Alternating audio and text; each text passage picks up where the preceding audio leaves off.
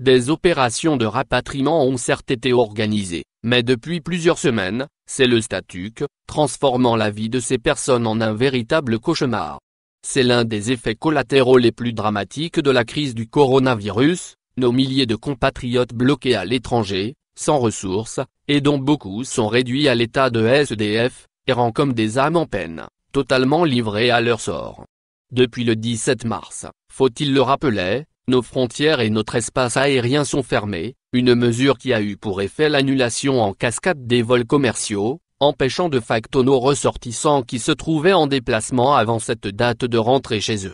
Des opérations de rapatriement ont certes été organisées, mais depuis plusieurs semaines, c'est le statu quo, transformant la vie de ces personnes en un véritable cauchemar.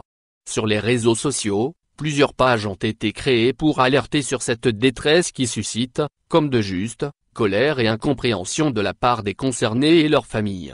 Faites quelque chose pour nous. On est bloqué, mon mari et moi. Nous sommes âgés de 69 et 67 ans, hypertendus. Nous sommes angoissés et stressés. On est à Paris, Evry 2, depuis le 8 mars, supplie une dame ce mardi 7 juillet sur la page Algérien bloqué en France, sur Facebook. Un citoyen a posté ce message: Salam alikoum mes frères. Il y a une sœur algérienne bloquée avec son bébé de 9 mois. Elle n'a pas de quoi acheter du lait. Si des gens peuvent l'aider, elle est en France, à Melun. Des voyageurs devenus SDF. Des images poignantes sont diffusées sur ces mêmes pages pour sensibiliser sur les souffrances de ces personnes qui, à l'origine, étaient juste de passage, et dont les ressources financières ont fondu comme neige au soleil, surtout quand on connaît la cherté de la vie en euros. Sur certaines images, on les voit dormant dans la rue, dans les bois, en véritables sans-abri, dans le dénuement le plus total. Chers responsables, dormez-vous l'esprit tranquille? N'avez-vous pas de conscience qui vous rappelle vos compatriotes? Lit-on dans un commentaire taguant une photo montrant des compatriotes devenus des SDF. Il faut souligner aussi que beaucoup ont pu compter sur l'élan de solidarité exceptionnel dont a fait preuve notre communauté émigrée, notamment en France où se concentre la majorité des cas d'Algériens bloqués. Les femmes qui sont dans le besoin, mes sœurs, contactez-moi sur Facebook. Je suis de Paris, j'essayerai de vous aider du mieux que je peux Inch'Allah, a posté une Algérienne résidant dans la capitale française. Une autre a également proposé son aide en écrivant: Bonjour chère communauté. J'espère que tout le monde se porte bien malgré tout en ces temps difficiles. Je suis algérienne vivant en France, à Paris, donc je ne suis pas bloquée ici, et je fais ce post pour proposer de l'aide, dans la mesure du possible bien sûr, à ceux qui sont bloqués à Paris ou en Île-de-France. Pourquoi ils ont rapatrié certains et abandonné les autres? Samia, le prénom a été changé, une jeune cadre dont la sœur est bloquée en France depuis 4 mois, ne comprend pas cette inertie des autorités. Ma sœur est partie en France le 12 mars. Elle travaille dans le secteur médical et voulait simplement prendre quelques jours de vacances pour se reposer moralement. Elle devait rentrer le 29 mars, mais cela fait 4 mois maintenant qu'elle est bloquée là-bas. Elle est à Lyon, témoigne-t-elle, avant de poursuivre: le problème, c'est qu'elle n'est pas la seule dans cette situation. Ils sont à peu près 3000 en France à être dans le même cas. Certains sont partis pour des soins, d'autres pour des vacances de quelques jours, d'autres pour une formation de courte durée. Chacun a ses raisons. Il y a eu des vols de rapatriement certains. Ma sœur s'est inscrite sur la plateforme, créée pour les opérations de rapatriement, ND et LR. Ils l'ont ouverte pendant 10 jours, ils ont permis à tous les gens qui sont bloqués de s'inscrire. Ils ont vérifié que ce sont des Algériens qui sont partis avec des visas en règle, qui ont des billets retour. À la fin, ils ont appelé certains et ont abandonné les autres à leur sort. Il y a eu 2 vols de rapatriement sur Paris-Charles de Gaulle le 30 mai, après, plus rien. Imaginez la détresse des personnes qui sont restées là-bas. Il y a des gens qui passent la nuit dans les mosquées, il y a des familles entières avec des enfants qui sont dans la précarité la plus totale, et qui n'ont que les émigrés pour leur venir en aide. C'est un calvaire quotidien. Interrogée sur l'état psychologique et matériel de sa frangine, Samia nous confie: ma sœur tient le coup grâce à nous. On lui envoie régulièrement de l'argent, on se débrouille comme on peut. Il n'y a personne avec elle, elle est seule. Au début, elle est partie chez des amis, des proches, mais les amis vous prennent en charge pendant une période, après, c'est fini. Il fallait se débrouiller pour trouver une petite location, et ce n'est pas donné. On doit lui envoyer à chaque fois de l'argent pour régler son bail. Psychiquement, elle est fatiguée, déprimée. Vous ne pouvez pas imaginer. Ici, mes parents ne dorment pas, ils sont rongés par l'inquiétude. Jusqu'à quand cette situation va durer? Sa vie n'est pas là-bas, elle est ici.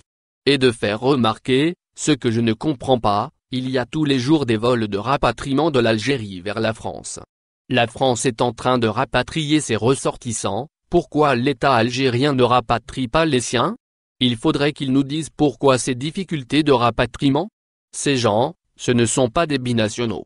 Ils ont leur vie ici, ils ont tous un billet retour confirmé, l'État se doit de les rapatrier.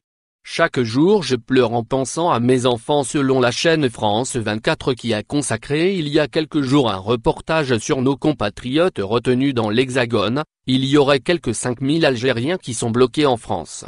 À travers ce reportage réalisé devant l'ambassade d'Algérie à Paris, où plusieurs de nos ressortissants sont venus crier leur désarroi, on peut se faire une idée du profil des personnes qui sont dans cette situation. Je suis venu pour soigner un cancer qui ne se traite pas en Algérie, a déclaré un jeune homme. Un maître de conférence a assuré pour sa part, je suis venu pour des recherches bibliographiques à Paris-Dauphine. Une étudiante accompagnée de sa maman, s'écrie, ma mère est bloquée ici depuis 4 mois, on vit dans un 10 mètres carrés. Elle a laissé mon père, elle a laissé notre famille, elle a laissé son travail. Une dame a tenu à apporter cette précision, il y a beaucoup de gens qui pensent qu'on est correctement logé. Pour les 3/4 non, ce n'est pas vrai. Il y en a qui passent leur journée dans les bus, et le soir, ils rentrent juste pour dormir, pour ne pas être un fardeau pour les personnes qui les hébergent. Retenons également le témoignage poignant de cet homme de 42 ans, censé rester une semaine seulement en France avant de voir son séjour s'allonger indéfiniment. Chaque jour je pleure en pensant à mes enfants. Mon travail au bled est stoppé. Je marche à 4 heures du matin et je crie. Je suis angoissé, j'ai le stress. Nous avons tenté de joindre le ministère des Affaires étrangères pour faire le point sur ce dossier, sans résultat.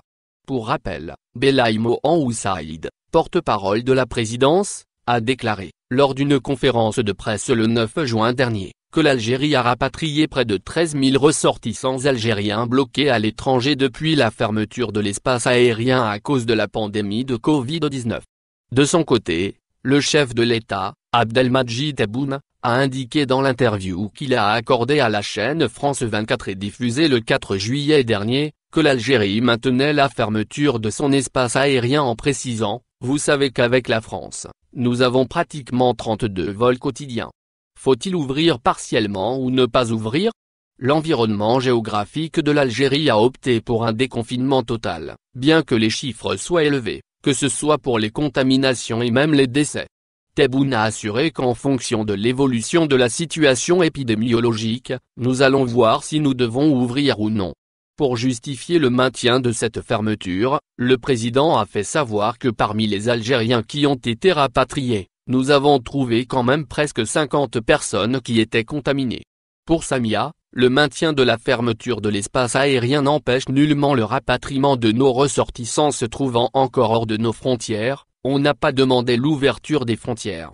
De toute façon, avec la persistance de la Covid, personne ne va voyager. Nous, on demande de rapatrier nos Algériens bloqués. Ils sont même prêts à se déplacer à Marseille et rentrer en bateau. D'ailleurs, je n'ai pas compris pourquoi ils ne l'ont pas fait. Je n'ai pas compris pourquoi l'État ne veut pas bouger. Et de lancer, les gens qui sont bloqués là-bas sont prêts à payer l'hôtel pour les 14 jours de mise en quarantaine. Ce n'est pas un problème. Pourvu que ma sœur puisse rentrer. Lettre ouverte au président Tebboune a noté qu'une cagnotte Leti a été lancée en ligne pour collecter des aides au profit de nos concitoyens en détresse. Une pétition en ligne a également vu le jour le 6 juillet dernier.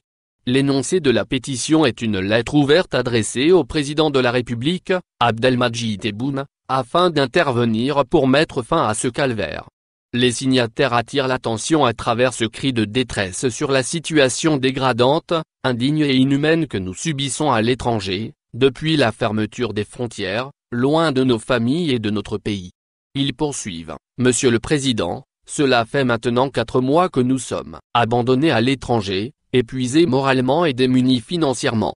Nous survivons dans des conditions de vie misérables. Certains d'entre nous sont tombés en dépression en apprenant la perte d'un proche en Algérie. Les signataires ajoutent, en dépit de notre inscription à la campagne de rapatriement lancée par le ministère de l'Intérieur au début du mois d'avril, aucune information n'a filtré sur notre programme de rapatriement. Les services consulaires sont la plupart du temps injoignables, ou, au mieux, nous demandent de patienter encore et encore. Les initiateurs de cette pétition préviennent, aujourd'hui, après 4 mois d'attente interminable, notre patience a atteint ses limites. Monsieur le Président, nous sommes des mères et pères loin de leurs enfants, des filles et fils loin de leurs parents, des frères et sœurs loin de leur famille. Nous sommes des centaines d'Algériennes et Algériens, loin de leur chère patrie. Monsieur le Président, nous, Algériens bloqués à l'étranger, appelons votre Excellence pour intervenir rapidement et instruire les services compétents afin de mettre fin à notre détresse.